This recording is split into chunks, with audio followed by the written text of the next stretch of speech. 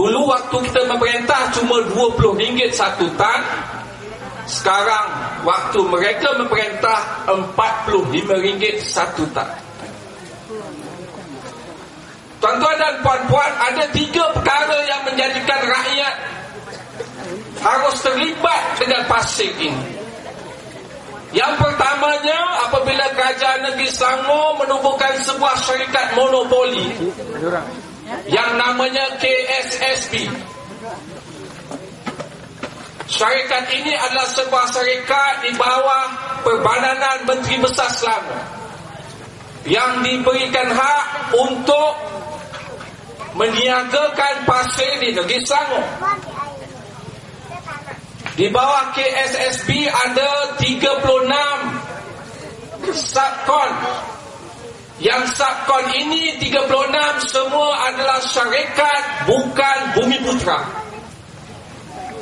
Kalau zaman kita memerintah, separuh daripada syarikat yang meniaga pasir ini adalah syarikat orang Melayu. Zaman PKR memerintah, semua yang meniaga pasir ini adalah syarikat orang bukan Melayu. Tuan-tuan dan puan-puan, satu tan pasir syarikat ini kena bayar lebih kurang RM13.5 kepada KSSB. Dia jual kepada rakyat dengan harga RM45 satu tan. Dia untung atas angin lebih kurang dalam RM22 satu tan. Tuan-tuan, kalikan 10, satu lori dia untung RM220 cash. Meniaga pasir bukan hutang, cash. Pasir sampai di hadapan rumah kita, kita kena bayar RM480. Yang dulu kita boleh bayar dengan harga RM250, sekarang kita kena bayar RM480. Maknanya harga pasir meningkat 100% waktu PKR memerintah. Yang pertama, orang Melayu langsung tidak boleh berniaga soal pasir. KSSB memberikan suatu syarat, kalau nak berniaga pasir kena letakkan deposit hampir RM500,000 kepada KSSB. Kalau tak letak RM500,000, kamu tidak boleh berniaga pasir dengan KSSB.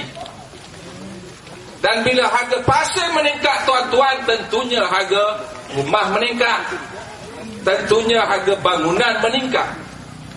Itu sebab di kawasan kita ini, di mana-mana sahaja, tidak ada rumah yang dijual di bawah harga RM180,000 seperti dulu. Kamu nak rumah teras satu tingkat, boleh harganya RM230,000.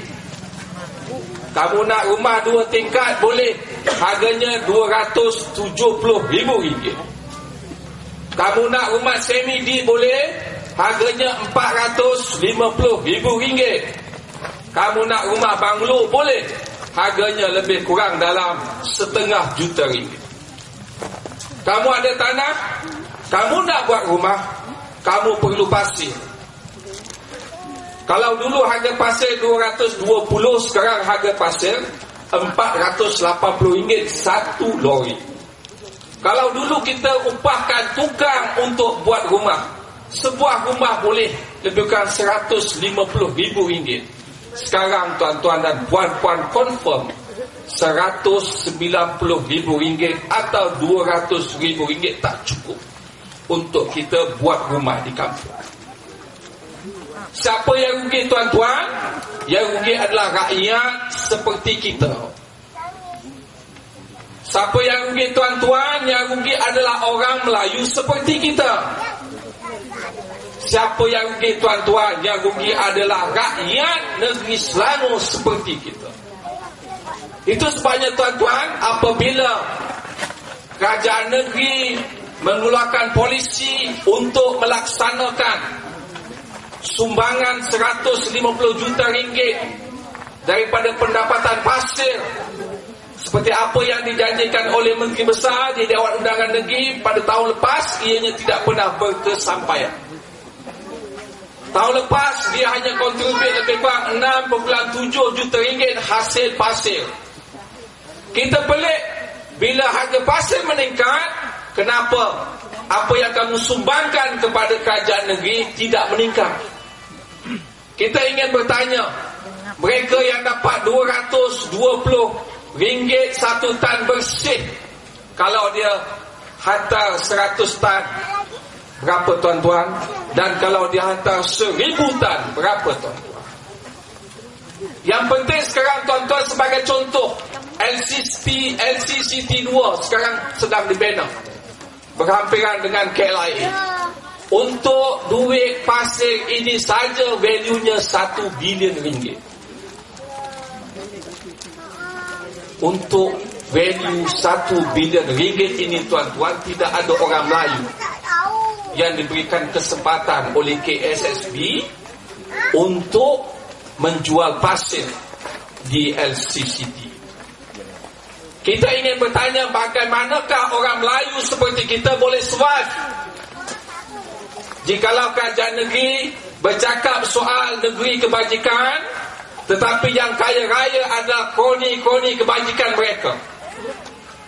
Kita heran bagaimana seorang wakil rakyat Seri Muda, sebagai contoh, jadi wakil rakyat tak sampai 3 tahun sudah ada rumah banglo di Seri Muda, sudah ada kereta Alphard 2 biji, sudah ada kereta Fortuner 1 biji, dan sebagainya.